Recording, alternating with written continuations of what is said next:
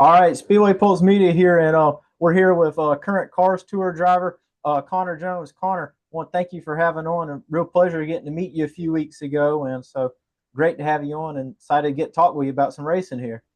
Yeah, I'm excited. Yeah, so we like to always start here. Connor, what was your start in racing? What got you started in it?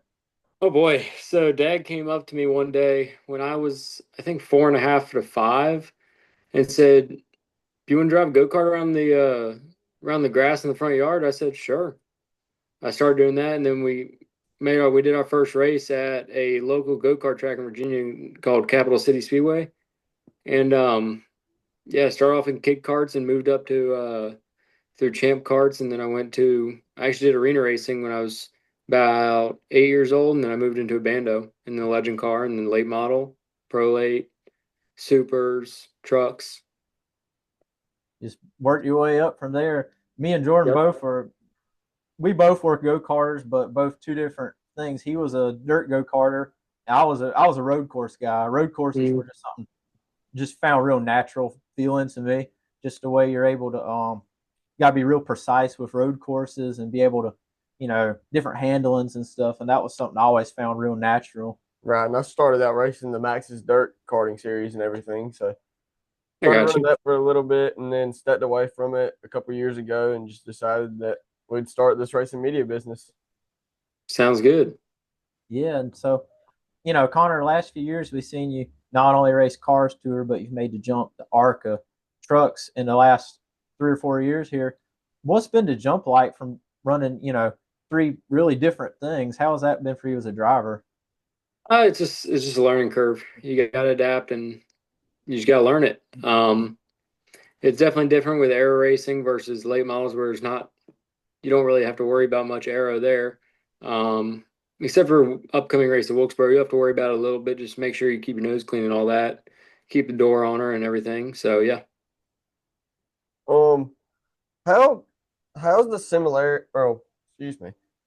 How similar did the ARCA car compare to the late model? uh, it's similar in the way they handle, but it's also not at the same time. Like at mile and a half stuff, it just the aero games kind of push the car around, and it's a lot different than what you'd be used to in a late model. One thing I notice a lot about the late models is at tracks like that, the key is really qualifying up front because those cars are really hard to turn. They're a real tight car. And so, did you find that, you know, I guess that was something you really had to learn coming from the late model to the ARCA car because at certain tracks like that, I'm sure it's a lot looser and you're able to, maybe move around a lot more than in the late model. Believe it or not, I think our car actually drives tighter than a late model does. Really? Yeah, just because they're heavier and they're big spring cars. Um, yeah, where in late models we have coilover and then we have bump stops in the front and coilover all the way around. I mean, it's very seldom you'll see a late model stock nowadays with big spring. A lot of drivers always, from watching them, it just looked like they were a lot tighter to drive compared to a lot of other stuff. But how's it compared to the truck? Because we saw you the last few years get a good many truck starts under your belt. Um, I wouldn't compare the truck to any late model. If there was a late model, I'd compare it to be a super just because of the power. But it drives kind of like an ARCA car. It's still the same thing. It's just like a tighter version of it. Last season we saw you have some big wins late in the late models. How has it been for you to be able to carry that momentum over into this season? Um, it's been good till we wrecked it at until we wrecked a New River. That set us back a little bit. We've just been fighting a bug in the car ever since, but we're taking a brand new car to North Wilkesboro, so we should be. I'm hoping to be good. And you coming off a defending winner of that race, so that has to give you a lot of momentum coming into that race. Yeah, without a doubt. But no, it's a different car and everything, so you still got to take it with a grain of salt and move on. And we gotta put our heads down and work at it. And right, last few years we've seen you make a lot of truck starts from that standpoint. What were some things that you were able to learn that you've been able to take from moving back and forth between ARCA and trucks and back to late models because all three drive so differently. I mean, it's hard to take advice from each car. It's hard to do that. You just kind of got to forget about that car one week and then get back in and be able to remember it the next week. Yeah, I knew that was especially like last year. It was a back to back for you jumping into late model and the truck at Wilkesboro, and it seemed like that track last year. The trucks, it was a real loose setup. I saw, that was a track that people were able to go all the way kind of middle to the top groove and run all the way at the bottom, and that really surprised me, especially if it being a fresh asphalt there for because they had run a lot of late models and modifieds and stuff prior to the NASCARs making a return. Yeah. Um, I would definitely say it was definitely a looser place last year in the truck series stuff, and I felt like it was tighter in the late models all the whole time. We were just loosening up, trying to get turn out of it. Um, and later in the race, the top did come in, which played in my favor because I obviously love the top. Anywhere you can go and run the top, it's one of my favorites. And right now, like for you and your career, where it's going and everything, what would you say your main goal is? Like, are you trying to get back into the truck series later on this season, or what's the main focal point for this year? This year is hopefully still be able to get a car store championship.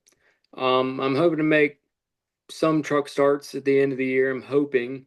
It's tough to find a team and tough to find money. Yeah, that was the thing that really took me out of go karting is the funding. It seemed like every year, every race, prices just went up on it, and I think nowadays that's what really gets a lot of people. They're able to start affording it at first, but then once they get into it, they find out, you know, if you don't come from a lot of money or you have a really big sponsor backing you, it's hard to really stay in this sport.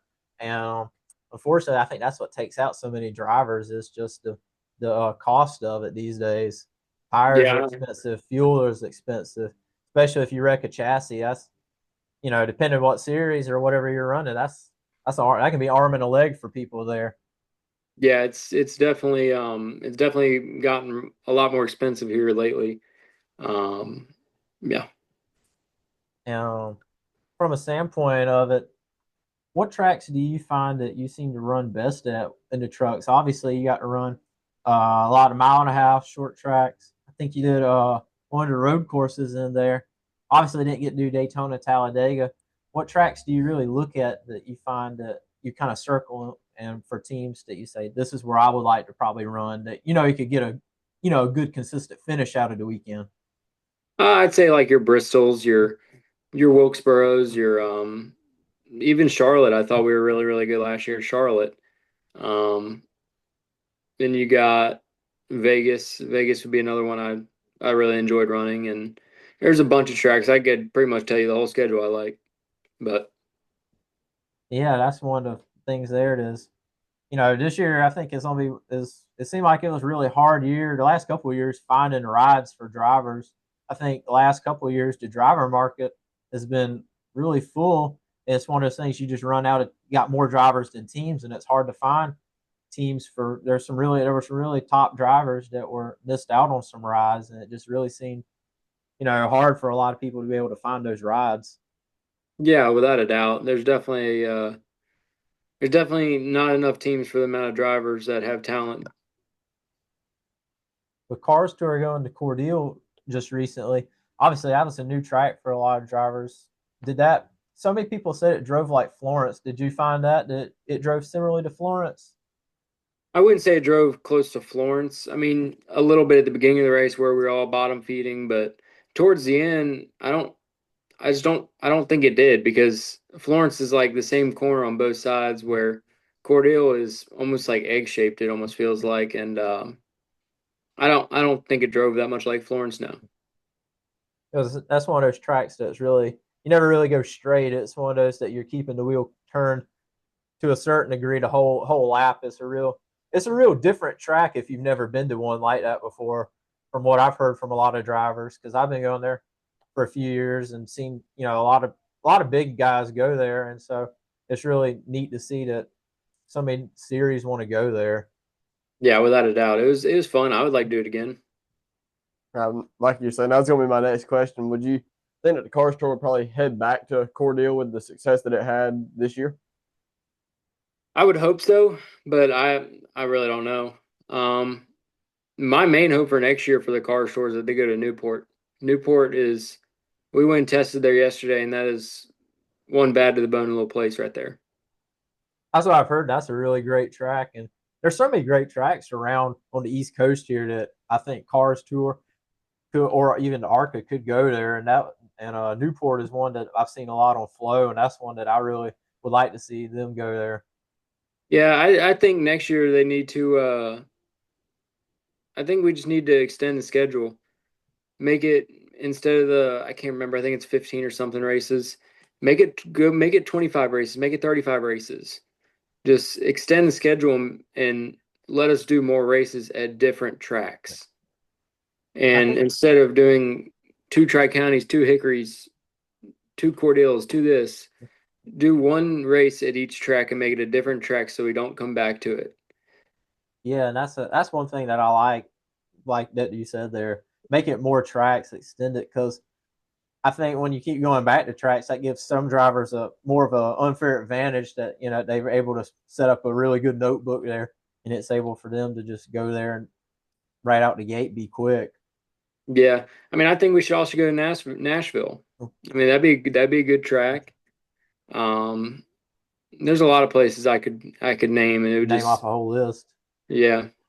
And I think the talent this year in Cars Tour, I think since Earnhardt and Harvick came in, I think you're seeing more drivers want to really take part in it. You're seeing a lot more, and not only in this Cars Tour series, but I think you're able to see more drivers make that jump to ARCA or even trucks. You're seeing like Landon Lewis did a handful of truck races, ARCA. Landon Huffman in there has made some ARCA truck starts. And, you can name off so many of those drivers in there. Ronnie Bassett, so many of them have made the jumps up to ARCA trucks and Xfinity. So I think it's really becoming a good kind of proving ground for young drivers to show what they can do. Yeah, without a doubt. I definitely think it's one of the best touring series out there right now. Like you say, for speaking future wise, where do you see your career in the next 5, 10, 15 years down the road? Yeah, it's really hard to say because everything's based off money, and it just you'd have to see where the money goes. I don't. It's just hard to say. I would hope we could be at least full time in trucks, maybe making Xfinity starts. But it's tough to say. Bringing up the money factor, I've talked to some drivers that race other series. What kind of payouts do y'all really get out of the Cars Tour compared to maybe the trucks or ARCA? So it's really hard to say because every team is different. Mhm. But I don't really know the payout. I don't really ever get payout for trucks. It's more of a I go run them. Um, But late model stuff, it's me and Mike Darn split it 50-50 is the way it goes. yeah, I was talking with I got some friends in some other racing industries, and they were friends with Gregson, and when he was winning what 9, 10 Xfinity races, he wasn't getting but maybe like $500,000 at the end of the year. And you come into these sports as professionals, and so many drivers are having to just cough up the money and bring when it's really should. A lot of it could be based off of talent. Yeah, without a doubt. And there are still some teams out there that hire people based on talent. That's the way I think. A lot of it, obviously, you got to bring money in because the team has to make money somehow. But I think a lot of it should be based on how well you can adapt, in the races. Because you can't base yourself off one race. It's something's always gonna be different, no matter if you keep going to the same track over and over. Something will change. Yep, I 1,000% agree. Yeah, and like you say, I mean, the talent aspect of it, I feel like the better talent that we have and everything in the racing world today, it's more or less you see the talent, but it's also the money behind whoever it is that's in the car. It's not, I mean, not throwing any shade towards certain drivers whenever I say this, but there's some drivers who they're in it just because of the money. Like they have the money to fund the team, they have the money to fund their ride, so they get to stay in the cars while there's someone who has way better talent having to stick down in truck or Xfinity or something like that because that the person ahead of them in Cup or whatever they may be in, they have the money to stay in it. Yeah, 1,000%. It's the name of the game is finding money. Yeah, and really it's that way for any racing and anything, all the way from karts to even stuff outside of NASCAR. You look at the open wheel stuff. It's the money talks in this series, and it's just hard to compete when so many drivers are bringing in these monster sized budgets that most people just can't afford it. Yep, without a doubt. Well, Connor, we thank you for coming on the show with us, and it's been a pleasure to have you. Absolutely. And we wish you the best of the luck throughout the rest of the year and your future career. We'd love to have you back on it, and maybe in a year talk some more, and hopefully you get that truck ride here and get some few races. And love to see you back in the truck series. Yep, thank you, buddy. Yeah, appreciate it. Yep. See ya.